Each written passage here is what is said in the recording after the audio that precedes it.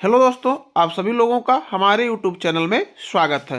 आज class 10th science model paper very important model paper 2025 के लिए वेरी इंपॉर्टेंट क्लास 10th की तैयारी करने वाले बच्चों के लिए बहुत ही अहम पेपर है। 2025 का वायरल पेपर है। चलिए प्रश्नों को देखते हैं। प्रश्न है आपके 1.5 वोल्ट। हेलो दोस्तों, आप सभी लोगों का हमारे यूट्यूब चैनल में स्वागत है। आज क्लास 10th में पढ़ने वाले बच्चों के लिए science model paper 2025 very important model paper है। 20 प्रश्न बहुविकल्पीय आपको OMR शीट में भरने होते हैं। चलिए पहला प्रश्न देखते हैं। 1.5 वोल्ट विद्युत वाहक बल्ब के सेल का आंतरिक प्रतिरोध को हम लोग स्मॉल आर से प्रदर्शित करते हैं। स्मॉल आर बराबर आपका दिया है 3 ओम है, तो सेल से प्राप्त धारा का अधिकतम मान होगा। चलिए इस सवाल को सॉल्व कर लेते हैं। आपका ऑप्शन दिया है ए 1.5 एम्पियर, बी 0.5 एम्पियर, सी 3 एम्पियर, डी 3 मिली एम्पियर। चलिए अगर हम बात कर लेते हैं 1.5 वोल्ट आपका विद्युत वाहक बल दिया है, तो अर्थात विद्युत वाहक बल को हम लोग ई से प्रदर्शित करते हैं। ई बराबर आपका दिया है 1.5 वोल्ट और स्मॉल आर की वैल्यू आपकी दी गई है 3 ओम। तो हमें क्या प्राप्त करना है? धारा का मान प्राप्त करना है। तो जो हमारे सूत्र होते हैं आई बराबर आपका सूत्र होता है आई बराबर ई बटे capital R plus small r. ध्यान दीजिएगा आप सभी प्यारे बच्चे, अगर आप बेहतर परसेंटेज लाना चाहते हैं तो यह वीडियो पूरा अंत तक देखें, धैर्य बना के रखें। सारे प्रश्नों का सलूशन आपको बताया जाएगा। आई बराबर ई बटे capital R plus small r. तो यहाँ आपका जो कैपिटल आर है ये आपका है 0। तो आपका सूत्र क्या बन गया? आई बराबर ई बटा स्मॉल आर।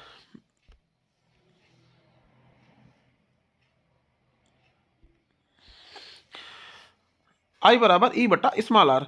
तो ई हमारे पास है 1.5 बटे स्मॉल आर है हमारे पास 3। तो जब इसका इसमें आप भाग देंगे तो आपका उत्तर आएगा 0.5 और आई का मात्रक होता है एम्पियर, यानी आपका अब ऑप्शन देख सकते हैं कौन सा ऑप्शन आपका सही है। 0.5 यानी अर्थात आपका ऑप्शन नंबर बी बिल्कुल सही है। तो जो ये प्रश्न है बी ऑप्शन सही है। आपको OMR शीट पे ऑप्शन पहले का बी भरना है। गलती बिल्कुल मत कीजिएगा, एक क्वेश्चन के लिए एक ही ऑप्शन आपको भरने हैं। दूसरा प्रश्न देख लेते हैं। एक अवतल लेंस की फोकस दूरी 5 मीटर है। एक अवतल लेंस की फोकस दूरी 5 मीटर है, तो इसकी क्षमता क्या होगी?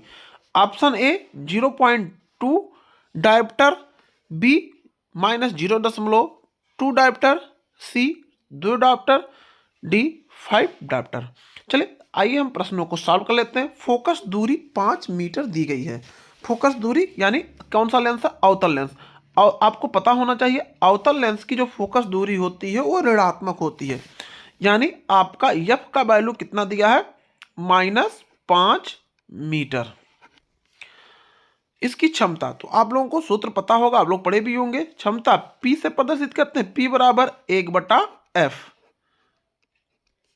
तो अब P बराबर आपका 1/F है, तो क्या हो जाएगा 1 यानी -1/5। अब 5 का अगर हम 1 में भाग देते हैं तो हमारा उत्तर आ जाएगा 0.2 और मात्रा किसके होते हैं? डायोप्टर, और माइनस में आ जाएगा। यानी हमारा अब हम देखते हैं हमारा विकल्प कौन सा है। यानी हमारा विकल्प क्या है? दूसरा विकल्प हमारा बिल्कुल सही है, -0.2 डायोप्टर।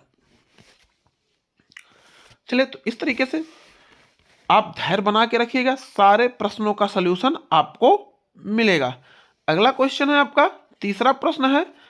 आपके घर की टीवी में एक LED इंडिकेटर लगा है जो 0.75 वोल्ट योम 100 मिली एम्पियर का कार्य करता है। इसकी शक्ति क्या होगी? चलिए तो सॉल्व कर लेते हैं हम लोग। आपका दिया क्या है?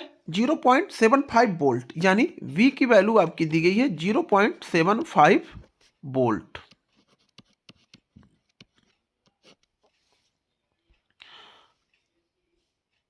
आप लोग इन सभी प्रश्नों का स्क्रीनशॉट ले सकते हैं और अपने रफ कॉपी पे आप इसको सॉल्व कर सकते हैं।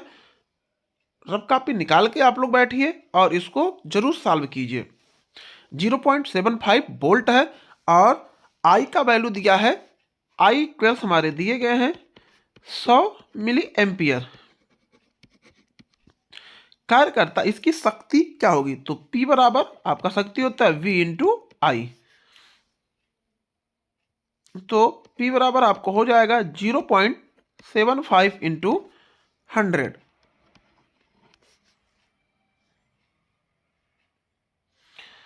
तो P इक्वल्स आपका हो जाएगा 75, 2 जीरो आप बढ़ा दीजिए और 2 यानी 75, यानी P की वैल्यू आ गई 75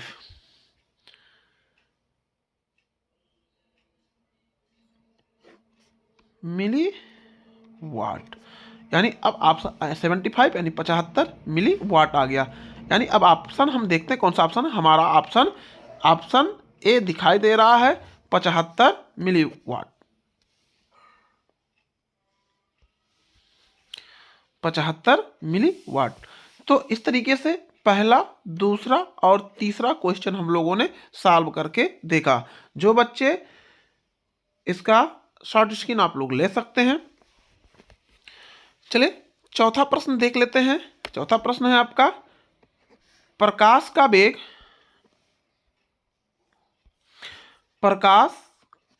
का वेग निम्न में से किस माध्यम में सबसे अधिक होता है। प्रकाश का वेग निम्न में से सबसे अधिक किस माध्यम में होता है। ऑप्शन नंबर ए वायु, बी जल, सी कांच, डी निर्वात। प्रकाश का वेग सबसे अधिक किस माध्यम में होता है, तो वायु है, जल है, कांच है और निर्वात। तो आपका ऑप्शन नंबर डी यहां बिल्कुल सही। निर्वात में प्रकाश का वेग सबसे ज्यादा होता, तो ऑप्शन नंबर डी आपका बिल्कुल सही है।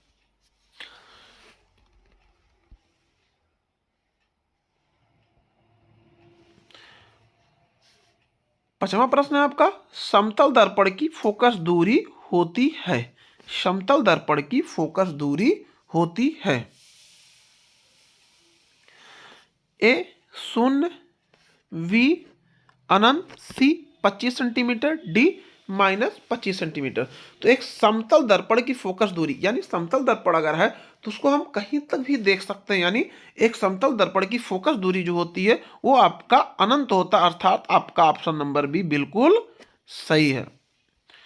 प्रश्न नंबर 6वां है, अब अंतरिक्ष यात्रियों को आकाश दिखाई देता है। ऑप्शन नंबर ए काला, बी नीला, सी बैगनी, डी हरा। तो आपको बता दें अंतरिक्ष यात्रियों को आकाश काले रंग की दिखाई देती है। आपका ऑप्शन नंबर ए बिल्कुल सही है। चलिए 7वां प्रश्न है, एक माइक्रो ओम का मान कितना होता है। एक माइक्रो ओम का मान कितना होता है। ऑप्शन नंबर ए 10 पे पावर -9 ओम, ऑप्शन नंबर बी 10 पे -6 ओम, ऑप्शन नंबर सी 10 पे -3 ओम, ऑप्शन नंबर डी 1 ओम। तो आपका सही उत्तर है ऑप्शन नंबर बी 10 पे पावर -6 ओम। डियर स्टूडेंट, आप लोग धैर्य बना के रखिए, पूरा वीडियो लास्ट तक देखिए। आपको अगर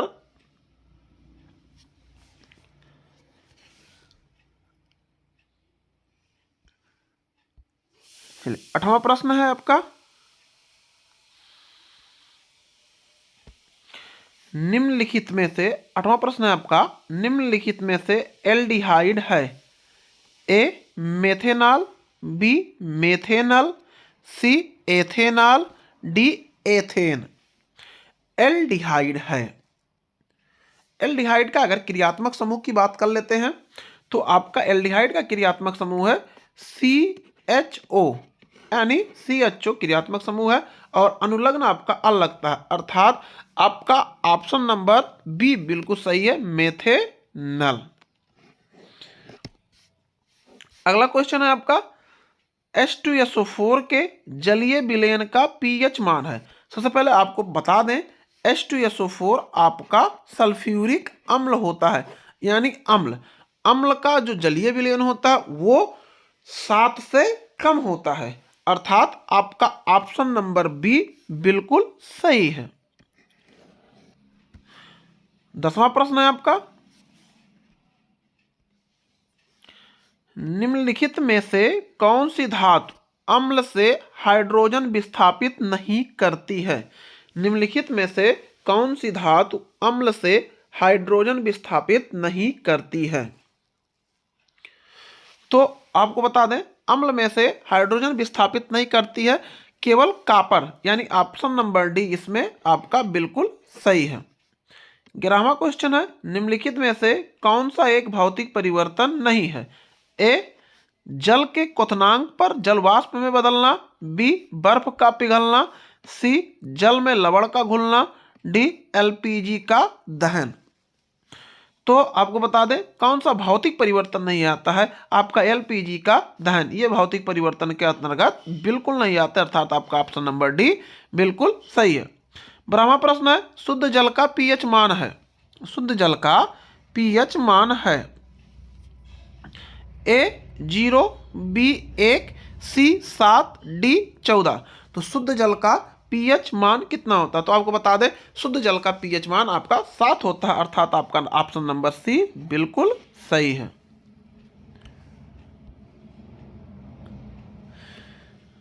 प्यारे दोस्तों, आप सभी लोग इन प्रश्नों का स्क्रीनशॉट ले सकते हैं और अपनी तैयारी बेहतर कर सकते हैं। अगर आप चाहते हैं कि आपका परसेंटेज 95% आप 13वां प्रश्न है आपका, बहते हुए रक्त को रोकने में उपयोगी यौगिक हैं? ए, खाने का सोडा, बी, नौशादर, सी, धामन सोडा, डी, फिटकरी। तो आपको बता दें बहते हुए रक्त को रोकने में उपयोगी पदार्थ होते हैं आपके फिटकरी, अर्थात आपका नंबर डी बिल्कुल सही है।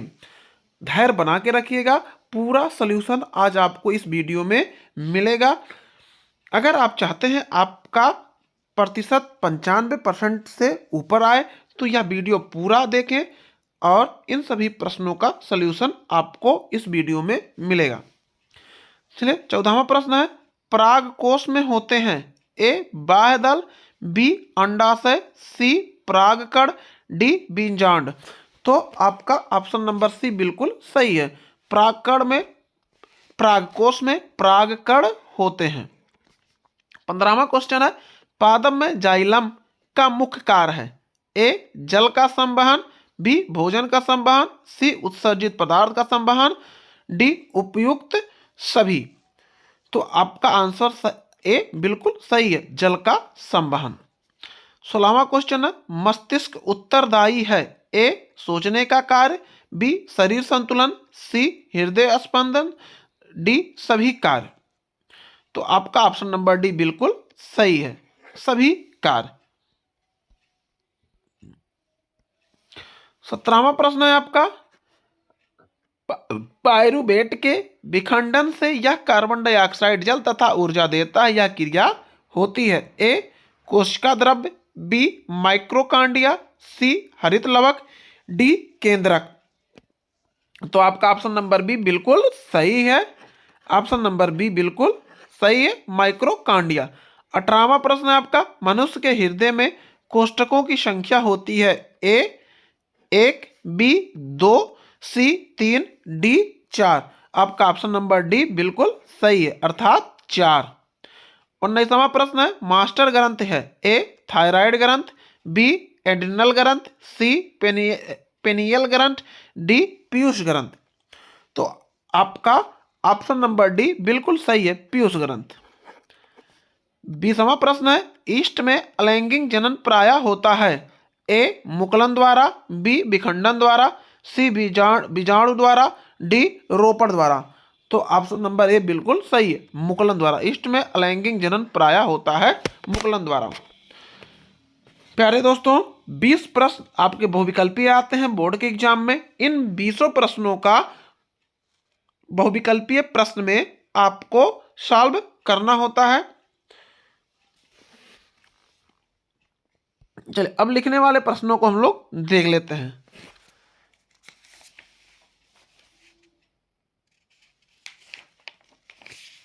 चलिए पहला क्वेश्चन है, एक छात्र कक्षा में श्यामपट्ट पर लिखे अक्षरों को ठीक से नहीं देख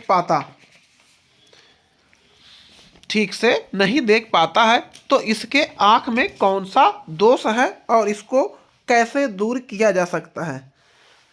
एक छात्र कक्षा में श्यामपट्ट पर लिखे अक्षरों को ठीक से नहीं देख पाता, तो पहला इसको देख लेते हैं कि श्यामपट्ट तो लगभग 25 सेंटीमीटर से दूर ही होता है, यानी दूर है, तो इसे आंख में कौन सा दोष होगा। अगर बच्चा श्यामपट्ट पर लिखे वस्तुओं को नहीं देख पाता, अर्थात इसका अर्थ क्या हो गया, दूर की वस्तुओं को नहीं देख पाता, दूर की वस्तुओं को नहीं देख पाता, दूर की वस्तुओं को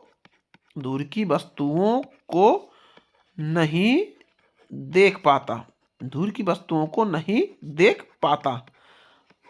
तो आप लोग पढ़े भी होंगे, अगर कोई व्यक्ति दूर की वस्तुओं को नहीं देख पाता है, दूर की वस्तुओं को नहीं देख पाता है, अर्थात उसको कौन सा दोष होता है, निकट दृष्टि दोष। दूर की वस्तुओं को कोई व्यक्ति अगर नहीं देख पाता है तो निकट दृष्टि दोष होता है। तो सॉल्यूशन क्या आपको मिल गया, पूछ रहा कौन सा दोष है, तो इस बच्चे को कौन सा दोष है, निकट दृष्टि दोष है, पहला हो गया। और कह रहा है इसको कैसे दूर किया जाता है, तो निकट दृष्टि दोष अगर किसी व्यक्ति को है तो अवतर लेंस का चश्मा लगाकर इसको दूर किया जा सकता है। तो ये आपका आंसर है। इस तरीके से 2 और 2 4 नंबर का यह प्रश्न है, इसको कैसे दूर किया जा सकता है, तो अवतर लेंस का चश्मे का प्रयोग करके इसको दूर किया जा सकता है। चलिए दूसरा प्रश्न है, ध्यान से देखिएगा। प्रश्न नंबर दूसरा है, कह रहा है कोहरे के समय वाहनों में सोडियम प्रकाश क्यों वांछित होता है। कोहरे के समय वाहनों में सोडियम प्रकाश क्यों वांछित होता है।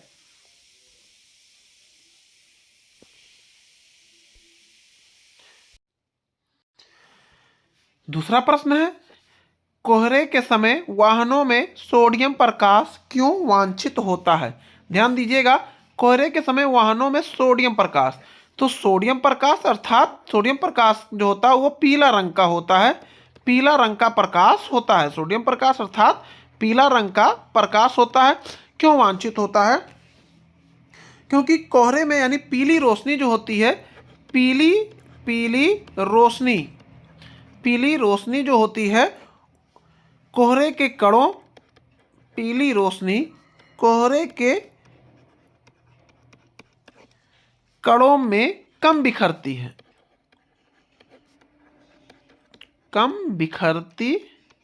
बिखरती है। ध्यान दीजिएगा, यानी जो पीली रोशनी होती है वह कोहरे के कणों में कम बिखरती है, इसलिए ध्यान दीजिएगा कोहरे के समय वाहनों में सोडियम प्रकाश क्यों वांछित होता है, क्योंकि वह जो कोहरा होता है पीली रोशनी कोहरे में कम बिखरती है, इसलिए इसका प्रयोग किया जाता है। चलिए प्रश्न नंबर तीसरा देखते हैं।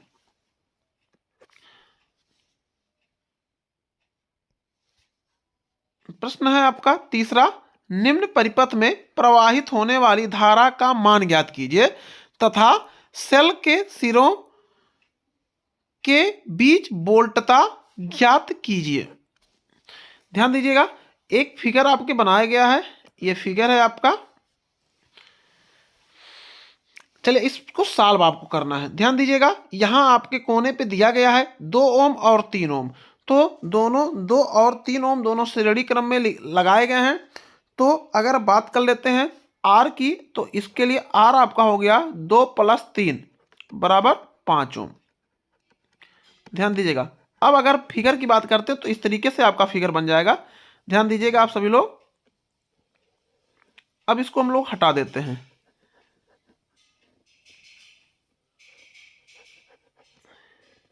धैर्य बना के रखिएगा, सारा सॉल्यूशन आपको इस वीडियो में मिलेगा। ये आपकी बैटरी लग गई।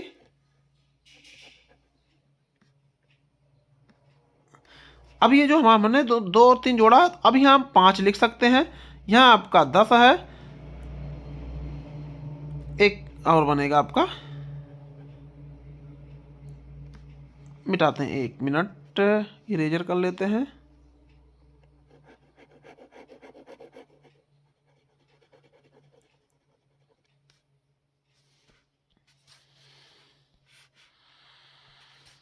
ध्यान दीजिएगा, इसको यहाँ हमने जोड़ दिया, फिर इसको, फिर यहाँ छोटा सा बन रहा है।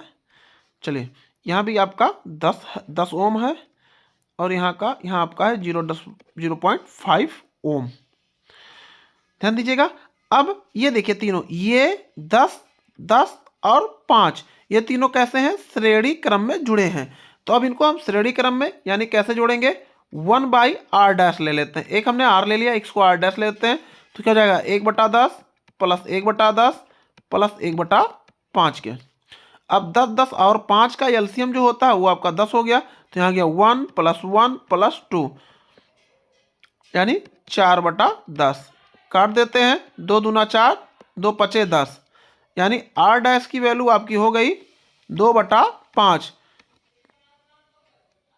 1/r' की वैल्यू हो गई 2/5, r' की वैल्यू हो जाएगी 5/2।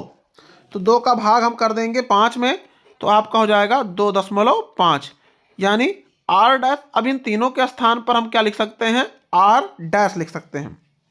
तो एक बार पुनः फिगर बना लेते हैं,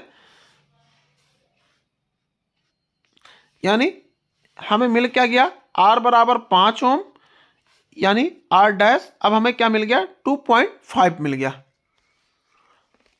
अब इन तीनों के स्थान पर आप क्या लगा सकते हैं? 2.5। अब देखते हैं 0.5 और यहां 1 दिया है, 1 और 2.5 तीनों आपके श्रेणी क्रम में हैं, अर्थात अब हमारा आंसर आने वाला है r = 0.5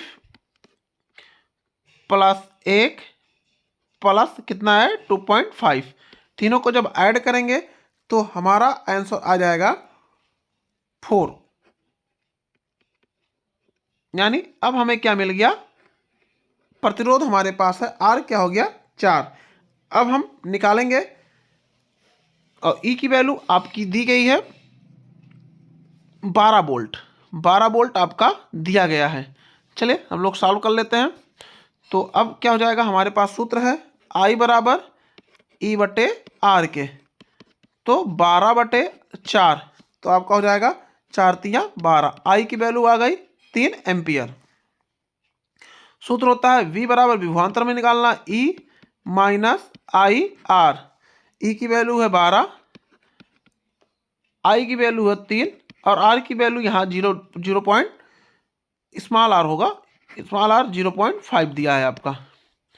तो आपका हो जाएगा 12 - 1.5, तो आपका आंसर मिल जाएगा आपको 10.5। 10.5 आपका ये उत्तर हो जाएगा, 10.5। आपका सॉल्यूशन का आप लोग स्क्रीनशॉट ले सकते हैं और अच्छे तरीके से आप अपने कापियों पे, रफ कापियों पे आप इसको लिख लीजिएगा। धैर्य बना के रखिए, सारे क्वेश्चन का सॉल्यूशन आपको दिया जाएगा। दोस्तों अगर आपको और किसी टॉपिक पे समस्या हो रही है तो हमें कमेंट करें, उस टॉपिक का वीडियो हम आपके लिए जरूर बनाएंगे। चौथा प्रश्न हमारा, यह दर्शाइए कि आप 6 ओम प्रतिरोध के 3 प्रतिरोधकों को किस प्रकार संयोजित करेंगे कि प्राप्त संयोजन का प्रतिरोध पहला 9 ओम हो जाए, दूसरा 4 ओम हो जाए। चलिए तो हमारे पास है R1, R2 और R3, यानी 6 ओम के 3 प्रतिरोध हैं। अगर हम 2 प्रतिरोधों को समांतर क्रम में और 1 प्रतिरोधों को श्रेणी क्रम में दर्शाते हैं तो यह उत्तर हमें प्राप्त हो जाएगा। देख लगते हैं 2 प्रतिरोध श्रेणी क्रम में है, 1 समांतर क्रम में, यानी दोनों को सॉल्व करते हैं, यानी 1/6 प्लस 1/6, तो हमारा हो जाएगा 2/6 यानी 1/3, यानी R बराबर हमें क्या मिल गया? 3, और हमारे पास ये 6 है तो श्रेणी क्रम में हो गए, 3 + 6 = 9। तो इस तरीके से ये पहला आपका सॉल्यूशन हो गया। दूसरा कह रहा है कि किस तरह से इनको दर्शाएंगे कि ये 4 आ जाएं। तो इसके लिए फिगर इस तरीके से बनेगा आपका।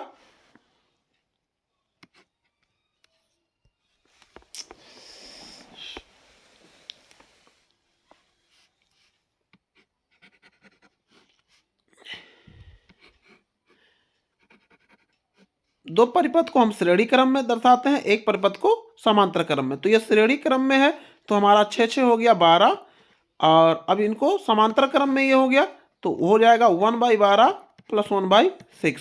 दोनों का एलसीएम ले लेंगे, 12 आपका आ जाएगा, 12 × 12 यानी 1 यहाँ 2 हो जाएगा, यानी 3/12। तो ऊपर जाएगा ये तो उल्टा हो जाएगा 12/3, यानी 3 चौक 12। तो ये आपका फिगर इस तरीके से बनेगा, यानी 2 श्रेणी क्रम में लेंगे, 1 समांतर क्रम में। अगला क्वेश्चन है आपका 5वां प्रश्न है आपका, निम्नलिखित यौगिकों के IUPAC नाम लिखिए। CH3COOH, यहाँ क्रियात्मक समूह आपका है COH यानी ओइक अम्ल, कार्बन की संख्या 2 यानी क्या हो जाएगा एथेनोइक अम्ल। स्क्रीनशॉट आप लोग जरूर ले लीजिएगा, धैर्य बना के रखिएगा, पूरा वीडियो जरूर देखें। अगला है आपका HCHO, यानी क्रियात्मक समूह है आपका CHO, यानी आपका हो जाएगा इसके अनुलग्न में अल लगता है तो आपका कार्बन की संख्या 1, तो क्या हो जाएगा मेथेनल। दूसरा क्वेश्चन है आपका, बेकिंग सोडा बनाने की एक विधि तथा उपयोग लिखिए। बेकिंग सोडा का बनाने की विधि, आपको बेकिंग सोडा बनाना है तो आपका सूत्र हो जाएगा इस तरीके से, आपको लिखना Na2CO3 plus CO2 carbon dioxide plus H2O gives आपका बन जाएगा 2NaHCO3। ये बनाने की एक विधि हो गई तथा इसका उपयोग इसका सबसे पहले खाने में किया जाता है, खाने में इसका उपयोग होता है खाने में। और अगर दूसरे उपयोग की बात कर लेते हैं तो ये चर्म उद्योग में भी इसका उपयोग किया जाता है, चर्म उद्योग में भी इसका उपयोग किया जाता है। इसकी शॉट जरूर ले लीजिएगा, धैर्य बना के रखिएगा। अगर आपको 95 नंबर लाना है तो यह वीडियो जरूर देखें। अगला क्वेश्चन है, क्या होता है जब केवल रासायनिक समीकरण देना है। जिंक चूर्ण को तनु सल्फ्यूरिक अम्ल के साथ मिलाया जाता है। जिंक चूर्ण यानी Zn प्लस सल्फ्यूरिक अम्ल यानी H2SO4। ध्यान दीजिएगा, तो आपका बन क्या जाता है ZnSO4 प्लस H2। स्क्रीनशॉट जरूर ले लीजिएगा। प्यारे बच्चों, अगर आपको अच्छा परसेंटेज लाना है तो यह पूरा वीडियो अवश्य देखें। चलिए अगला क्वेश्चन है आपका, सोडियम ऑक्साइड को जल में घोला जाता है। क्या होता है जब सोडियम ऑक्साइड को जल में घोला जाता है। सोडियम ऑक्साइड का सूत्र होता है Na2O प्लस H2O गिव्स, जल में घोला जाता तो क्या बन जाता है सोडियम हाइड्रोक्साइड 2NaOH। ये आपका समीकरण है। चलिए अगला प्रश्न है आपका 7वां प्रश्न है,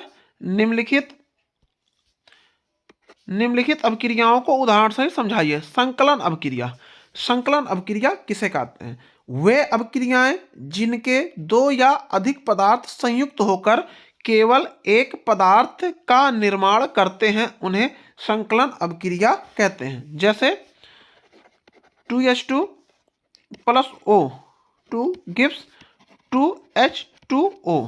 दूसरा एग्जाम्पल दे सकते हैं 2Mg plus O2 gives 2MgO। दूसरा प्रश्न है, प्रतिस्थापन अभिक्रिया किसे कहते हैं। किसी यौगिक से एक या एक से अधिक परमाणु या समूह के स्थान पर दूसरा परमाणु या परमाणु आ जाता है। एक बार फिर से परिभाषा को रिपीट कर दे रहे हैं। किसी यौगिक से एक या एक से अधिक परमाणु या समूह के स्थान पर दूसरा परमाणु आ जाता है उसे प्रतिस्थापन अभिक्रिया कहते हैं। जैसे CH4 प्लस Cl2 गिव्स, सूर्य के प्रकाश की उपस्थिति में, सूर्य का प्रकाश आपका बन जाएगा CH3Cl प्लस HCl। चलिए अब बायो के प्रश्न की बात कर लेते हैं। बायो का प्रश्न है आपका, पहला प्रश्न है आपका, रंध्र क्या है, इसकी उपयोगिता स्पष्ट कीजिए। आप जरूर इन सब प्रश्नों को सॉल्व कीजिएगा। 9वां प्रश्न है, दंत क्षरण से आप क्या समझते हैं, स्पष्ट कीजिए। 10वां प्रश्न है, प्रतिवर्ती क्रिया से आप क्या समझते हैं, इसका एक नामांकित चित्र बनाइए। 11वां है, ओजोन परत की क्षति हमारे लिए चिंता का विषय क्यों है? इस क्षति को सीमित करने के लिए क्या कदम उठाए गए हैं? या आप इसको करना चाहते इसको कीजिए, अथवा करके दिया है किन्हीं दो पर टिप्पणी लिखिए। पहला प्रश्न है मानव हृदय का नामांकित चित्र बनाइए, दूसरा है लिंग निर्धारण, तीसरा है खाद्य श्रृंखला।